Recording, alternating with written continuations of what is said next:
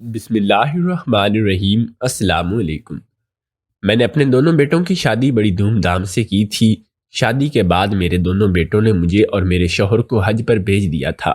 خانہ کعبہ پر پہلی نظر پڑتے ہی میرے دل سے دعا نکلی کہ اے اللہ، میں نے اپنے دونوں بیٹوں کی شادی کر دی ہے، اب میرے سر پر کوئی بوجھ نہیں ہے، بس اب میرا شوہر مجھے طلاق دے کر فارغ کر دے، کیونکہ اپنے شوہر کے ساتھ میری زندگی ایک بوجھ کی طرح تھی اور میں کئی سالوں سے اس بوجھ کو سہ رہی تھی اور مزید برداشت کی ہمت مجھ میں نہیں تھی۔ میرا شوہر مجھے خود اس مقصد سرزمین پر لایا تھا۔ زیارت سے واپسی پر میں اور منور تیز تیز قدم اٹھا رہے تھے۔ گرمی بہت تیز تھی اور ہم جلد سے جلد ہوٹل پہنچنا چاہتے تھے۔ ہوٹل زیادہ دور نہیں تھا، اس لیے ہم نے کسی گاڑی کا انتظام نہیں کیا تھا اور پیدل ہی سفر کے لیے نکل پڑے تھے۔ لیکن کچھ ہی دیر میں میرا سر بری طرح سے چکرانے لگا تھا۔ منور تو 80 سال کی عمر میں بھی کسی چاق چوبند اور توانا مرد کی طرح قدم اٹھا رہے تھے، لیکن میرے لیے ایک قدم اٹھانا بھی مشکل ہو رہا تھا۔ اور پھر اچانک ہی میری نظر کے آگے اندھیرا چھا گیا اور میں چکرا کر گر پڑی۔ مجھے کچھ ہوش نہ رہا اور جب مجھے ہوش آیا تو میں ہسپتال کے بستر پر موجود تھی، ایک انجان ملک اور ایک انجان شہر جس کی زبان بھی مجھے سمجھ نہیں آ رہی تھی۔ وہاں میں ہسپتال کے بستر پر تنہا پڑی تھی، نہ جانے میرا شوہر کہاں چلا گیا تھا۔ ان کو اکیلا پا کر میری جان نکل گئی۔ میں نے نرسوں سے بات کرنے کی کوشش کی تو وہاں تقریباً سبھی لوگوں کو عربی زبان آتی تھی اور مجھے بالکل بھی عربی نہیں آتی تھی، اسی لیے میں اس سے اور زیادہ پریشان ہو گئی تھی۔ میری سمجھ میں نہیں آ رہا تھا کہ میں کیا کروں، اپنے شوہر کو کیسے ڈھونڈوں۔ میں زیادہ پڑھی لکھی نہیں تھی اور نہ ہی مجھ میں اتنی ہمت تھی کہ میں اس طرح کی کسی صورتحال سے نمٹ سکوں۔ جس کسی کو بھی پکارتی وہ عربی میں بات کرنا شروع ہو جاتا اور میں خاموشی سے اس کا چہرہ تکنے لگتی۔ میری آنکھوں سے خود بخود آنسو بہہ رہے تھے۔ میں تو خدا کے گھر کی زیارت کے لیے آئی تھی، لیکن مجھے کیا معلوم تھا کہ یہاں آ کر میں اپنے شوہر سے ہی بچھڑ جاؤں گی۔ میری حالت ایسی تھی کہ جیسے کاٹو تو بدن میں خون نہیں، دل سوکھے پتے کی طرح کانپ رہا تھا اور آنے والے وقت کی فکر میں میری جان نکل رہی تھی۔ میں سچے دل سے خدا سے دعا مانگنے لگی کہ وہ میرے لیے آسانی پیدا کر دے اور میری ساری مشکلات حل ہو جائے۔ میں یہ سوچ کر ہی ہلکان ہو رہی تھی کہ آخر منور مجھے ملا کیوں نہیں؟ وہ ہسپتال نہ آیا تو میرا کیا ہوگا؟ میں کہاں جاؤں گی؟ کس سے فریاد کروں گی؟ میری ساری زندگی ہی بڑی مشکل والی گزر رہی تھی اور حج کے نام پر میں بہت زیادہ خوش تھی۔ میری زندگی میں کچھ تو اچھا ہونے جا رہا تھا، لیکن مجھے نہیں معلوم تھا کہ یہاں بھی آزمائش میری منتظر ہے۔ نہ جانے مجھ سے ایسا کون سا گناہ ہو گیا تھا کہ زندگی کے ہر موڑ پر میرے لیے ایک بڑی آزمائش کھڑی ہوتی تھی۔ یہاں آ کر بھی ایک آزمائش مجھ پر ہی آ پڑی تھی۔ میرے شوہر منور کا کوئی اتا پتہ نہیں تھا اور میں بے یار و مددگار رہ گئی تھی۔ یا اللہ، مجھے میرے شوہر سے ملوا دے، مجھ پر رحم کر، میں بہت ٹوٹی بکھری ہوئی ہوں، مجھے مزید آزمائشوں سے نہ ڈالنا۔ اور ہاتھ پھیلا کر گڑ گڑا رہی تھی۔ خدا کے آگے مجھے یہاں کسی کا آسرا نہیں تھا۔ دعا مانگتے ہوئے کچھ ہی دیر گزری تھی کہ ایک عربی ڈاکٹر میرے قریب آیا اور مجھے اس طرح روتا ہوا دیکھ کر بہت آہستہ سے اردو زبان میں کہنے لگا کہ خیریت تو ہے، آپ اس طرح کیوں رو رہی ہے؟ کیا میں آپ کی کچھ مدد کر سکتا ہوں؟ ایک عربی آدمی کو اتنی ہی اچھی طرح اردو بولتا دیکھ کر پہلے تو میں حیران رہ گئی اور پھر میں نے فوراً اسے کہا کہ میرا شوہر نہ جانے کہاں چلا گیا ہے۔ میں تو یہاں پر حج کے لیے آئی تھی، لیکن چکرا کر ہی راستے میں گر پڑی۔ شاید یہاں پر گرمی بہت زیادہ ہے اور مجھ سے گرمی برداشت نہ ہو سکی۔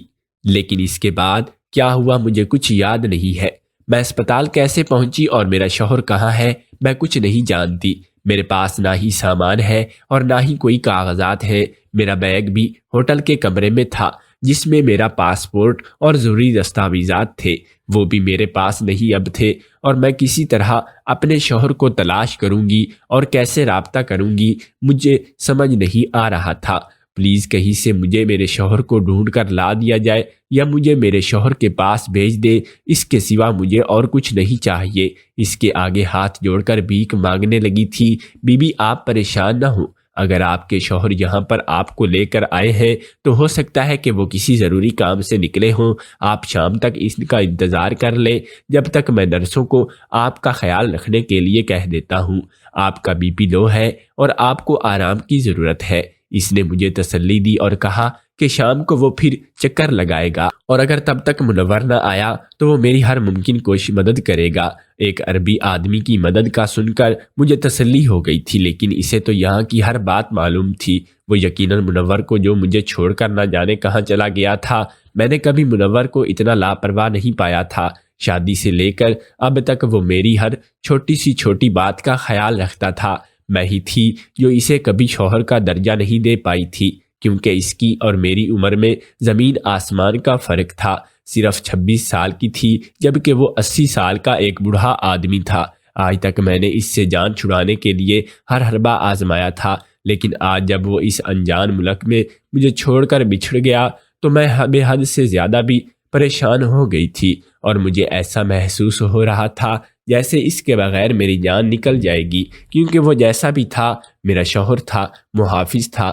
ہر گزرتے پل کے ساتھ میری بے چینی بڑھتی جا رہی تھی اور میری دعاؤں کی شدت میں اضافہ ہوتا جا رہا تھا، اور ایسے ہی دوپہر سے شام ڈھل گئی لیکن منور لوٹ کر نہ آیا، اور رات کو ہی وہ عربی ڈاکٹر راؤنڈ پر آیا تو مجھے پریشان دیکھ کر منور کا پوچھنے لگا۔ میں نے روتے ہوئے اسے بتایا کہ میرے شوہر کا کوئی اتا پتہ نہیں ہے اور اب تو میری طبیعت بھی ٹھیک ہے، میں کب تک ہسپتال کے بستر پر پڑی رہوں گی۔ وہ کچھ سوچ کر کہنے لگا کہ آپ میرے ساتھ میرے گھر چلیں، میں آپ کا خیال رکھوں گا اور ساتھ ہی آپ کے شوہر کے بارے میں معلومات حاصل کرنے کی کوشش کروں گا تاکہ جلد سے جلد آپ کو ان کے پاس پہنچا دوں۔ اس عربی کی بات سن کر میں پریشان ہو گئی۔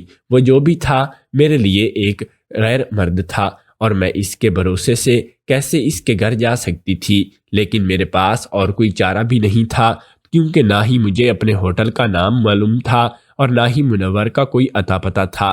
مجھے اپنے آپ پر غصہ آ رہا تھا۔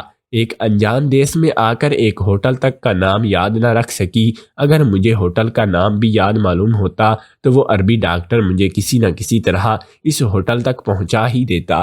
اس عربی ڈاکٹر عبداللہ نے ہسپتال کے عملے کو ہدایت کی کہ اگر میرا شوہر مجھے ڈھونڈتا ہوا یہاں آئے تو وہ فوراً اس سے رابطہ کرے، اور مجھے لے کر وہ اپنے گھر چلا آیا۔ اس کا ایک بہت ہی خوبصورت عالی شان سا گھر تھا۔ اس نے کمرہ کھول کر مجھے دیا اور کہنے لگا کہ آپ پریشان نہ ہوں، میں یہاں سکون سے رہیں، آپ کو کوئی تکلیف نہیں ہوگی۔ آپ اس وقت تک میری مہمان ہیں جب تک آپ کے شوہر منور کی کوئی خبر نہیں مل جاتی۔ میں نے آنکھ بند کر کے اس پر بھی ڈاکٹر کی بات پر یقین کر لیا تھا۔ مجھے کیا معلوم تھا کہ اس دنیا میں کوئی بھی قابل بھروسہ نہیں رہا۔ منور مجھے چھوڑ کر جانے کہاں چلا گیا تھا۔ میں خاموشی سے اس کمرے میں بیٹھ گئی۔ میرا دل خون کے آنسو رو رہا تھا۔ یہ دل بھی مجھے دیکھنا تھا۔ جب میں اپنے شوہر کو کھو بیٹھی تو تھوڑی دیر بعد میں نے وضو کیا اور جائے نماز پر بیٹھ کر عبادت کرنے لگی۔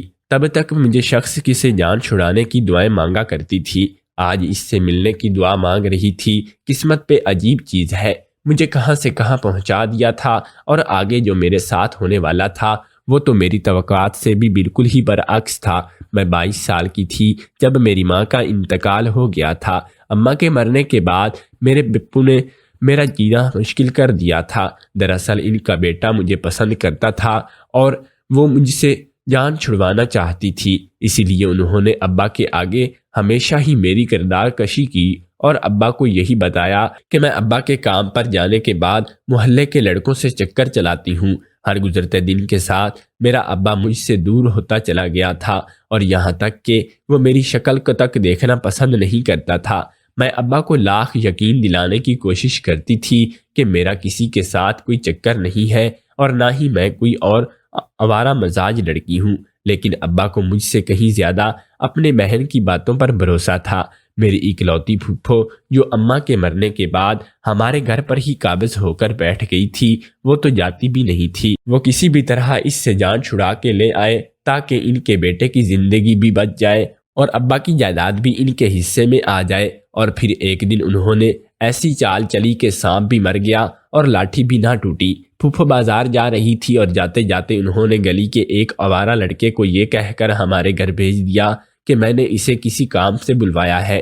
وہ لڑکا تو دوڑتا ہوا میرے پاس آ گیا، اور ان میں سے خوبصورت بھی تھی، جوان بھی تھی، اور اسے کیا معلوم تھا کہ پھپھو نے کیسا جال بچھایا ہوا ہے۔ پھپھو نے پیچھے سے نہ صرف ابا کو بلکہ اپنے بیٹے ظہیر کو بھی بھیج دیا، اور ان دونوں کی نظر میں بد کردار ثابت ہو گئی تھی۔ میں بہت روئی، گڑ گڑائی، ابا اور ظہیر کو یقین دلانے کی کوشش کی کہ میرا اس لڑکے کے ساتھ کوئی واسطہ نہیں ہے، لیکن پھپھو کی چال بہت ہی کامیاب نکلی تھی۔ میرے لاکھ رونے کے باوجود بھی ابا نے میری ایک نہ سنی، اور میرا نکاح ایک ایسے انسان سے کر دیا جس کی بیوی فوت ہو گئی تھی، اور اسی دوران اس کے دو جوان بیٹے بھی تھے۔ یہ مشورہ بھی پھپھو نے ہی ان کو دیا تھا کہ اسے سزا کے طور پر ایک بوڑھے کے ساتھ رخصت کر دو، تاکہ اسے بھی پتہ چلے کہ باپ کی عزت کو روندنے کی کیا سزا ہوتی ہے۔ میں ابا کے حکم پر منور کی دلہن بن گئی تھی، اور ظہیر کی محبت کو دل میں لیے میں منور کے ساتھ رخصت ہو گئی تھی، لیکن میں نے دل سے اسے کبھی بھی اپنا شوہر نہیں مانا تھا، اور اس کے دونوں بیٹوں کے سامنے جاتے ہوئے مجھے شرم آتی تھی، کیونکہ وہ دونوں شادی کے لائق ہو چکے تھے، اور شادی کے بعد وہ اپنے الگ الگ مکان میں شفٹ ہونا چاہتے تھے۔ اس لیے انہوں نے پہلے اپنے بوڑھے باپ کی شادی کر دی، تاکہ ان کے جانے کے بعد کوئی عورت تو ان کے باپ کو سنبھال لے۔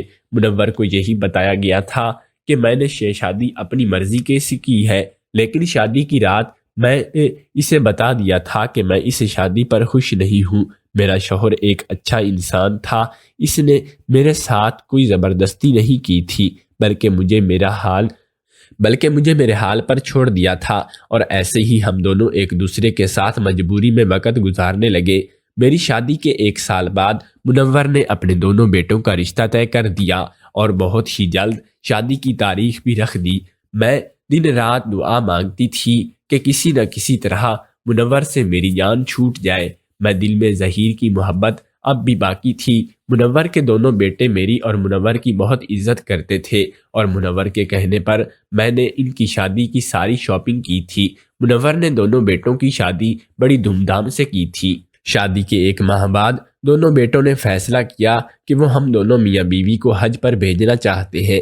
حج کے نام پر میں بہت زیادہ خوش ہو گئی تھی۔ میں نے سوچا تھا کہ میں خدا کے گھر جا کر فریاد کروں گی تو وہ ہو سکتا ہے کہ میرے دن پھر جائے اور منور سے میری جان چھوٹ جائے، لیکن یہاں آ کر میں جس طرح منور سے بچھڑی تھی، اب رو رہی تھی اور پوری طرح پھنس چکی تھی، اور اب اس عربی ڈاکٹر کے رحم و کرم پر تھی۔ مجھے یقین تھا کہ وہ میری مدد ضرور کرے گا، لیکن رات کو ہونے کی آئی تھی کہ ڈاکٹر میرے پاس ہی نہیں آیا تھا۔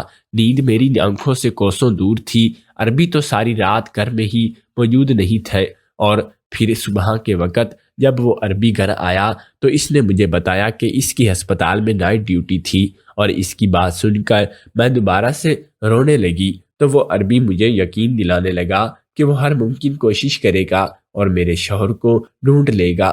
دن تیزی سے گزر رہے تھے، اور مجھے اس پر بھی مرد کے گھر آئے ہوئے 5 دن ہو چکے تھے، اور اب تو میں اس گھر کے در و دیوار سے بھی مانوس ہو چکی تھی۔ ایسے ہی ایک شام میں اس عربی ڈاکٹر کی غیر موجودگی میں اس کے گھر میں یہاں پر وہاں پر چکر کاٹنے لگی۔ چکر کاٹتے کاٹتے میں گھر کے پچھلے حصے میں پہنچی تو مجھے ایک دروازہ نظر آیا جو پہلے میں نے نہیں دیکھا تھا۔ وہاں کام کرنے والی ملازمہ نے بتایا کہ یہ اسٹور روم ہے اور بہت ہی کم ہی کھلتا ہے۔ مجھے پرانی چیزوں کو دیکھنے کا بڑا شوق تھا، اسی لیے میں بنا سوچے سمجھے اسٹور میں داخل ہو گئی، لیکن سامنے کے منظر نے میرے ہوش اڑا کر رکھ دیے تھے، کیونکہ میں نے ایک ایسی چیز دیکھی تھی جس کے یہاں ہونے کا تصور بھی نہیں کر سکتی تھی۔ میرا دل بری طرح سے دھڑک رہا تھا، ایسا لگ رہا تھا جیسے کسی نے میرے قدموں تلے سے زمین کھینچ لی ہو۔ ڈاکٹر کون تھا اور مجھے یہاں کیوں لایا تھا؟ اس چیز کا اس کے اسٹور روم میں بھلا کیا کام تھا؟ سارے سوال آپس میں گرمٹ ہو رہے تھے۔ اور میرا شوہر کہاں ہے اور یہ سب کیا ہو رہا تھا؟ مجھے پتہ بھی نہیں چل رہا تھا۔ اب تو مجھے بھی یقین ہو گیا تھا کہ وہ عربی ڈاکٹر میرے شوہر کو ڈھونڈنے کی ہرگز بھی کوشش نہیں کر رہا ہوگا، کیونکہ اسے تو میرے شوہر کو ڈھونڈ کر کی ضرورت ہی نہیں تھی۔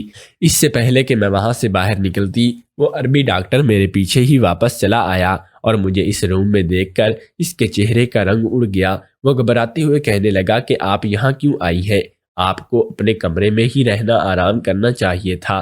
میں نے اسے گریبان سے پکڑ لیا اور کہا کہ مجھے بتاؤ کہ تم نے اسی گریبان کون ہو اور مجھے یہاں پر کیوں لائے ہو؟ تمہیں معلوم ہے نا کہ میرا شوہر کہاں ہے؟ بتاؤ مجھے، اس نے مجھے تمہارے ساتھ یہاں کیوں چھوڑا ہے؟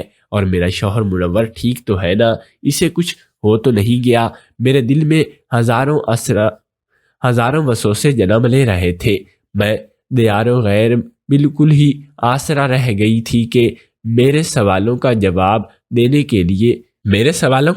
دینے کے بجائے ڈاکٹر مجھے واپس میرے کمرے تک لے آیا اور بستر پر بٹھا کر کہنے لگا کہ میں تمہیں سب کچھ بتا دیتا ہوں، لیکن تمہیں میری بات پر یقین کرنا ہوگا۔ یہ کہہ کر اس نے وہ بیگ کھولا جسے وہ اسٹور روم سے اٹھا کر لایا تھا۔ وہ میرا بیگ تھا جسے میں پاکستان میں اپنے ساتھ لائی تھی، اور وہ بیگ اس کے اسٹور روم میں موجود تھا، جبکہ وہ بیگ تو بے ہوشی کے وقت میرے پاس بھی نہیں تھا بلکہ ہوٹل کے روم میں ہی تھا۔ وہ اس کے پاس کہاں سے آیا تھا؟ اس سوال نے مجھے پریشان کر کے رکھ دیا تھا۔ ڈاکٹر عبداللہ نے وہ بیگ کھولا اور ایک خط نکال کر میرے ہاتھ میں تھما دیا، جس میں ایک خط کے ساتھ خود کاغذات بھی موجود تھے جنہیں دیکھ کر میرے ہوش اڑ گئے تھے۔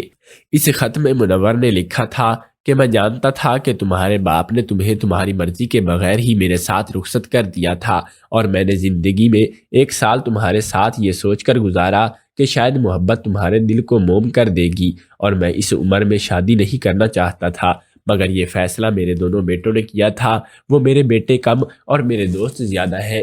میرے بیٹوں نے بھی ہماری زندگی میں خوشیاں بھرنے کی کوشش کی، میں نے بھی تمہارا دل جیتنے کے لیے بہت کوشش کی، مگر ہم سب ناکام رہے۔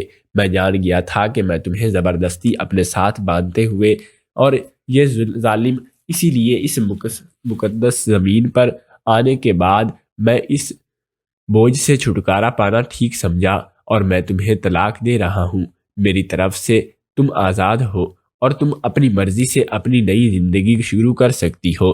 تمہاری بے ہوشی قدرتی طور پر نہیں تھی، بلکہ میں نے تمہیں دوا دی تھی جس سے تم بے ہوش ہوئی تھی۔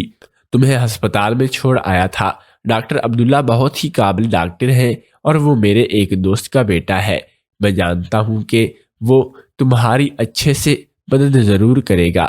میں نے اسے کہا کہ وہ تم سے شادی کر کے تمہاری زندگی کو سنوار دے۔ تم نے میرے ساتھ بہت عرصہ گزارا ہے، گناہوں کی سزا بھگتی، لیکن تمہیں بھی خوشیوں بھری زندگی ملنی چاہیے کیونکہ تم اس کی حقدار ہو۔ صحیح وقت آنے پر ڈاکٹر عبداللہ تمہیں میرے خط کے ساتھ ساتھ طلاق کے کاغذات بھی دے دیں گے۔ شرعی طور پر جو بھی حکم بتایا ہے نا، اسے صاف عدت سے پوری کرو۔ ڈاکٹر عبداللہ سے شادی کر لینا۔ وہ 30 سال کا ایک جوان مرد ہے، اور وہ بھی تم سے شادی کرنے کے لیے راضی ہے۔ اسی کی رضامندی سے ہی یہ سب کچھ ہوا ہے۔ اس کے پاس نہ ہی پیسے کی کمی ہے اور نہ ہی اس میں کوئی برائی ہے، البتہ اس کے ماں باپ کافی عرصہ پہلے انتقال کر گئے تھے، اس لیے وہ تنہائی کا شکار ہے۔ تم اپنی محبت سے اس کی زندگی میں رنگ بھر دینا، وہ بھی تمہارے بغیر۔ وہ تمہارے ذریعے اپنی کمیوں کو پورا کر لے گا، اور تم دونوں ایک اچھی زندگی گزارو گے۔ میں اپنا حج مکمل کر کے واپس اپنے وطن لوٹ جاؤں گا اور دعا کروں گا کہ تم ہمیشہ خوش رہو۔ منور کا خط پڑھ کر میری آنکھوں سے آنسو بہنے لگے تھے۔ وہ مجھے طلاق دے کر ہمیشہ کے لیے واپس جا چکا تھا۔ میری سالوں کی دعائیں قبول ہو چکی تھی۔ میں یہی تو چاہتی تھی کہ وہ مجھے آزاد کر دے اور میری شادی کسی جوان شخص سے ہو جائے، لیکن آج جب یہ ہو گیا تو میرا دل بری طرح سے ٹوٹ چکا تھا۔ کسی چیز کی جبن تھی جو مجھے کھائے جا رہی تھی۔ ڈاکٹر عبداللہ نے میرے کندھے پر ہاتھ رکھا اور کہنے لگا کہ میں یہ سب کچھ آپ کو فوراً نہ بتا سکا کہ کہیں آپ اس بات کو برداشت نہ کر سکیں گی۔ منور جا چکا ہے اور وہ آپ کو میرے حوالے کر کے گئے ہیں۔ اگر آپ کو اعتراض نہ ہو تو میں آپ سے شادی کرنا چاہتا ہوں۔ پل بھر میں مجھے ایسا لگا کہ جیسے میری دعائیں پوری قبول ہو گئی ہوں، خاص کر وہ دعا جو میں بیت اللہ میں مانگی تھی، کیونکہ میں تو یہی چاہتی تھی کہ میری ایک 80 سالہ بوڑھے سے جان چھوٹ جائے اور آج میری جان چھوٹ گئی تھی، لیکن جو بھی ہوا تھا بہت ہی اچانک ہوا تھا، اسی لیے میرے ذہنی طور پر اسے قبول نہیں کر پا رہی تھی۔